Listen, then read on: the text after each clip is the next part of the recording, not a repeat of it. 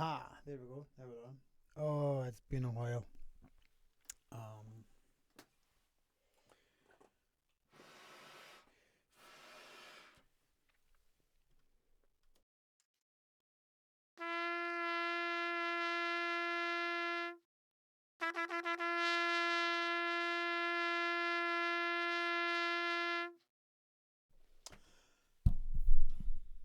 okay, roll camera.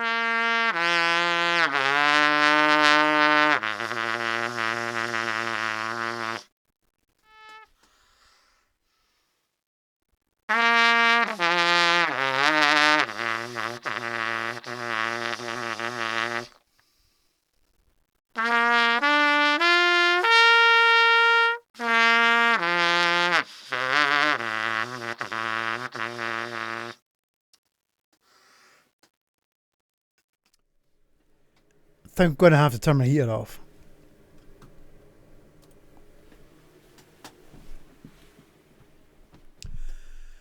Which is a bit of a shame because in deepest, darkest East Lothian, it's starting to get a bit chilly again. We've already had one big blast of cold weather, and there's another on the way. Apologies for what you can see in that little camera there as well. That one there, sorry. The studio, stroll practice room, whatever, has turned into a little bit of a junk room. Just because that's where our life is just now. And yeah, hasn't it been a long time since since we've been here. Anyway, welcome back to the channel. Okay, yeah, so here we are. What's the date today? 29th of November. 9 days ago I turned 50 years old.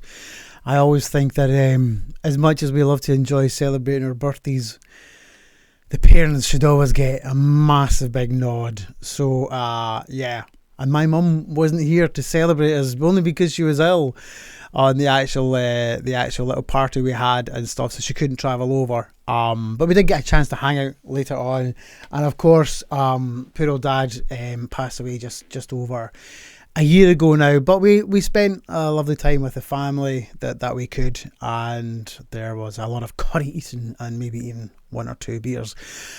So where are we now? Well, I suppose technically we're on a little bit of a channel update. It's not, I don't want it to be a channel update, but at the same time, I realise a check-in.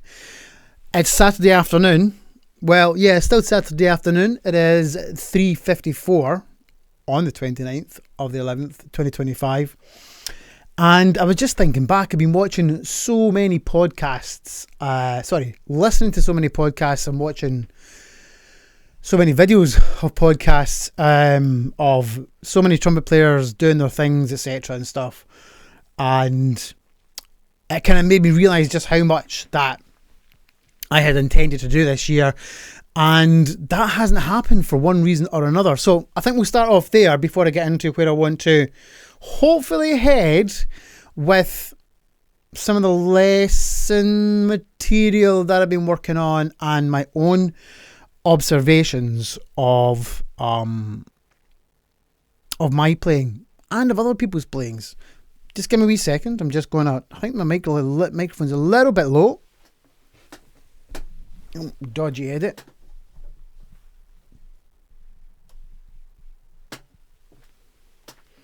Okay, so last year, so in terms of years, we're thinking term times now because we've got families and everything else. Everything seems to revolve around the summer holidays. Last year, so 24-25, I was working with one of the local councils in Scotland, doing think it was a day a week, actually, just a Tuesday, on top of my other private school education and on top of my other own private education and gigs, etc. So that wasn't too bad. I was able to get some other content done for the channel, work on my own material. In the end, I didn't get that job because I don't know how to do interviews that well, and probably interact with people in the correct manner when you are being interviewed. Feedback was interesting. Not going to go into that. Anyway, come the end of the summer, so end of summer 25, and I got the offer to go and fill in with some supply work with another local council, different one that I was working with before that I didn't get the job for, to do pretty much the same job. This was over 2 days, so this now meant I was working Monday through to Thursday in schools, teaching young persons to play brass instruments. And with this new local authority, I'm actually teaching everything from cornets all the way down to euphoniums. Euphonium actually. Yeah. So it's been interesting getting my slide positions back in shape, and I've still got a lot to learn for trombone and getting my my E flat tenor horn skills back in line. So there's been that, and there's been obviously all the rest of the family have to go on top of that. Evening tuition, a lot of gigs. You might think Scotland's a small country, but travel time's still travel time. Anyone who works professionally in the corporate industry or function world, all those gigs happen in the evening, and usually got to travel through rush hour to get there. So with all that, sometimes working 6-7 day weeks, this whole place has been neglected a little bit, even down to even just getting some practice sorted out. You might think, well, you're playing all day in your lessons. Yeah, my fundamentals are absolutely nailed. I can't disagree. My bottom C is perfect. 9 times out of 10, it's like 99% the best bottom C I can play. I'm a C major scale, absolutely nailed as well. So when it comes down to playing with some of the more interesting projects that we've got out there, it's been noticeable a little bit. And maybe that's why I've been dropped from 3 of them, 3 original projects. 1 or 2, I'm not so bad. One of them a little bit cut up about, but I'm not the band leader. It's not my band. And yeah, their points might have been valid, but at the same time, it's like there's not always been a lot of heads up. Anyway, not going to go into that just now. That's not what it's about. Well, perspective-wise, it might be. So, get your confidence knocked can be a big issue. I mean, I know a few people who have given up their role within music in terms of being a soloist or being a specialised performer and really just return to being a hobbyist. Sometimes that happens through work anyway. I mean, like I said, doing 4 days a week teaching and evenings teaching as well I have neglected a degree of my practice too, while still taking on work. So maybe that's why those decisions were made by those band leaders, but still operating at a higher level. Anyway, again, not dwelling too much on that, but it has forced me to have a look at aspects of my playing. So not to go on too much, teeth and everything pretty much settling down. We'll give a little quick equipment update, etc. Playing wise, so what it made me think about in terms of my confidence, I've always been a confident player, but you know yourself when things aren't going right. So one of the first things that I liked to do was to try and get some lessons. And I initially and still am trying to get the time, ironically enough, to get a lesson with Mr. Bobby Shue. I've been in touch with him already, and I know my angle of attack. I know my approach. I know specifically what I want to ask about, etc. But can I find the time to match my schedule with the international time difference, etc.? It's just impossible just now. So it might actually be a Christmas holidays type thing, which would be quite a nice little, I suppose, deviation from the norm. But what I was lucky enough to do was get a lesson, a face-to-face lesson with the amazing Greg Spence from Australia. He was over doing a thing with Moray Brass up in Elgin with Glenn McIntosh Monroe. I've totally forgot his name there. That's shocking. So I was working relatively close to there, only 2 hours away. Slept in the van the night before, drove up to Elgin, probably spent about 2 hours with him because he had another couple of students coming in as well. And what's quite nice about having someone else dissect, observe, comment on your playing is that even though you think you're doing most of it right, Greg pointed out a couple of things and also gave me a perspective on some physical playing attributes that have helped impact me positively musically. I'll maybe save that deep dive for a little bit later. Suffice to say that one of the things that really got me thinking about was the Maggio and breathing to a certain degree. Breathing was a big part of it. Greg commented that I was lifting my shoulders when I was breathing. Now, I've actually done this on purpose for quite a while now to demonstrate to some of my kids to over-exaggerate taking a big breath, but the literal view of that can actually, it can be quite hard to roll back. And I do find I had found myself doing it occasionally, because obviously when I had this lesson with Greg, it's one of the things that he commented on, and it literally was just having the instrument and going like that, yeah? Anyway, so like I said, I'm going to save that for another lesson. Slight sidestep here in that I've mentioned before Ralph Davello. He runs a fantastic channel. He is a Caruso student and he's got a lovely, lovely way of putting a lot of the Caruso teaching. And he shared a lovely lesson. I'll put a link to it. I'm sure he won't mind me linking that and commenting on the lesson since it's out there anyway. And it's about a double pedal descent down to a double pedal C, using that forward embouchure, or rather that relaxed embouchure forward corners for the pedal register to then play exercises over the top of. I'll maybe do a little bit of that in another video. There won't be a lot of playing in this video. You see me just get back into Maggio a little bit. But that really got me thinking about Maggio and what the actual point of this video is. And apart from the channel update stuff and everything, how we again interact with the information that we either read, learn, or are told, how that information is internalized and what we do with that information. And a lot of this has to do with what we call our corners and our embouchure. And our breath to a certain degree. So even just watching myself back on the screen there playing the Maggio position, there's an entirely different thing. Sorry, playing the Maggio set, which is basically warm up A in the first half of lesson 1 before the ascending up. So what I noticed there was corners a lot more forward, and there's a little bit more of a muscle patch down here building, which I never really had before with Maggio. And it made me think about going back into the Maggio stuff. Obviously not as in-depth as I've done. That's done and that's put away. But what I do want to do is look at a few of my favourite lessons, which were the intervals one, that ascend up and higher and come back down.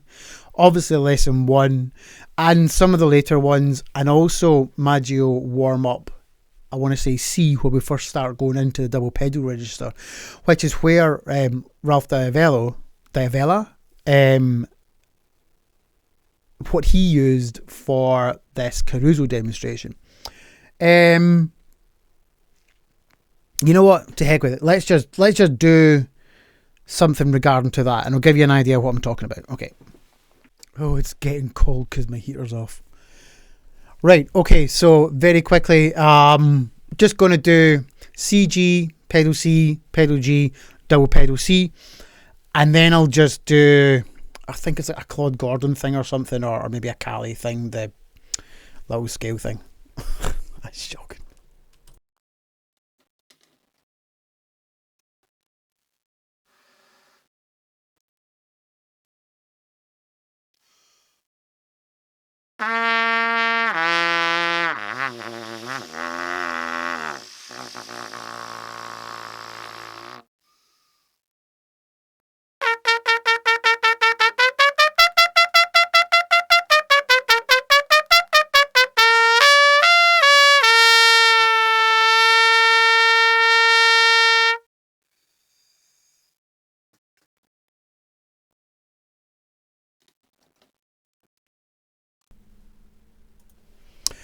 Okay, so when we descend into the pedal register, right, we come down, and if I see the word unfurled, I'm going to just quickly caveat that by saying that I'm only really thinking about the bottom part here. Okay, I'm thinking about, now Greg Spence, and I don't want to steal any of his thunder whatsoever, thunder from down under,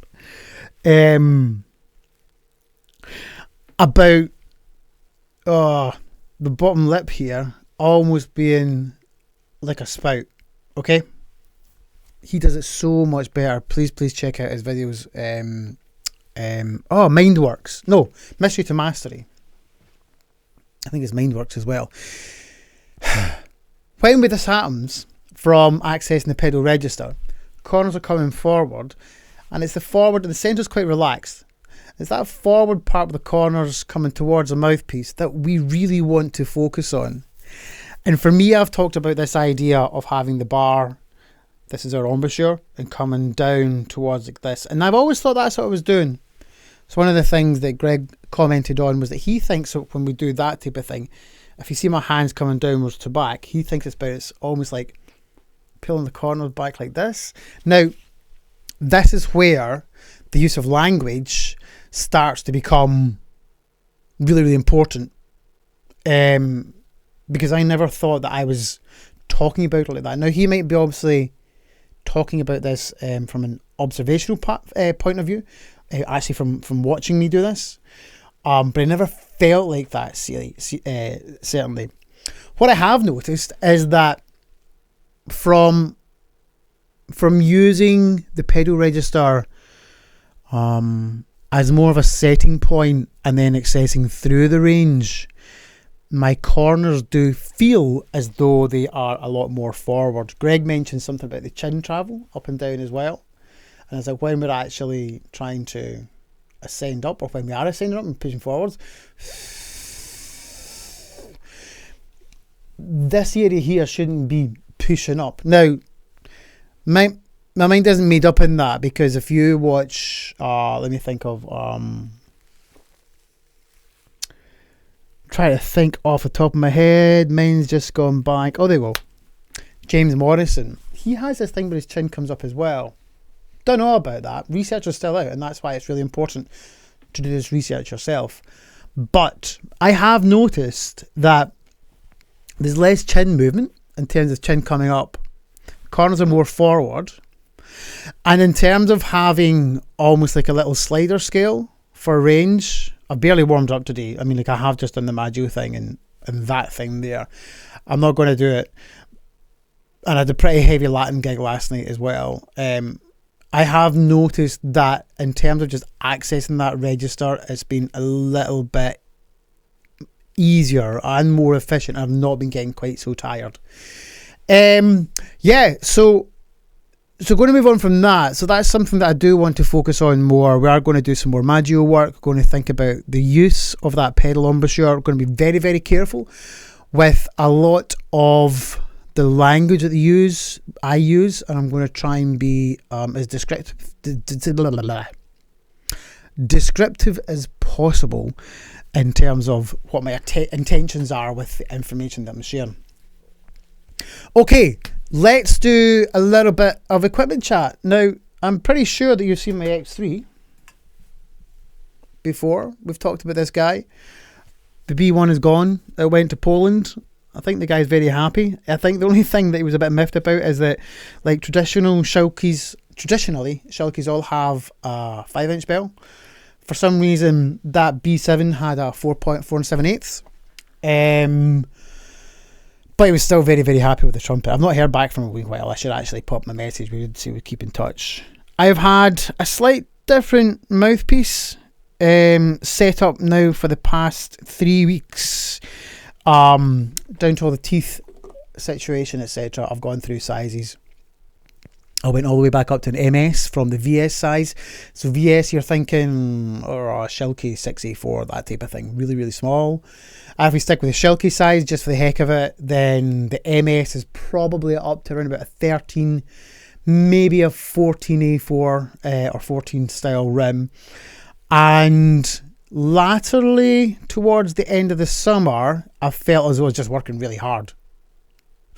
I'd started this slight embouchure manoeuvre here in terms of using the pedal register again to set the embouchure.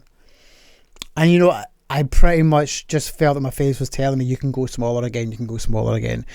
And I was getting a beautiful sound, don't get me wrong, I was getting a lovely sound on the MS lead, etc. But I took a chance, and I actually had an S-rim that I'd had for a while, and it was an older one in titanium. Antonio at AR Resonance, thanks Antonio for all your help, you've been absolutely brilliant. He didn't have that scan anymore, he didn't have those files for the CNC lathe, so rather than send out this top that I had, and just it had been an absolute nightmare, he physically stretched the image, the data that he had on his existing S. And I don't know if you can tell this, but he's actually, you won't be able to see this, there's a little lip here just on the edge of the mouthpiece, and it's like he's stretched the entire outer diameter of the mouthpiece. Part of the reason why I also went to the smaller one is that, due to being a rather silly boy at college, I've got some scar tissue here that is going to be there for life. Well, I'm 50 now, it's not exactly going to go away, is it? I went to college almost 30 years ago. And where the MS rim was, the inner part of that rim was right on the edge here. So even with using best intentions and minimal pressure, it would get really, really uncomfortable. It never opened up again, but it just become really uncomfortable. So this slightly narrower but flatter rim has helped out, and it hasn't caused the impingement in range and flexibility that I was getting on the flatter GR mouthpieces. So yeah, so we're on the X3 and we're on one of these is a nickel bronze top now, and it's a modified S rim. He's actually put my initials on it as well because it is a modified S rim. It's about a 10.5C, I think, if you're not au fait with Shilky rims. Okay, now the last part is all the teaching that I've been doing, and I think I'm working with approximately, broad guess, about 60 individual kids between Monday and Thursday. That's including my own private students, but not including the groups that I work with. Very, very challenging. So I've got as young as... So in the UK, P4, I don't know what that is in grade in America. What would that mean? Maybe 6th grade? 8 years old? All the way up to secondary school, which is S6. So that's all the way up to getting 17, 18 young adults, essentially.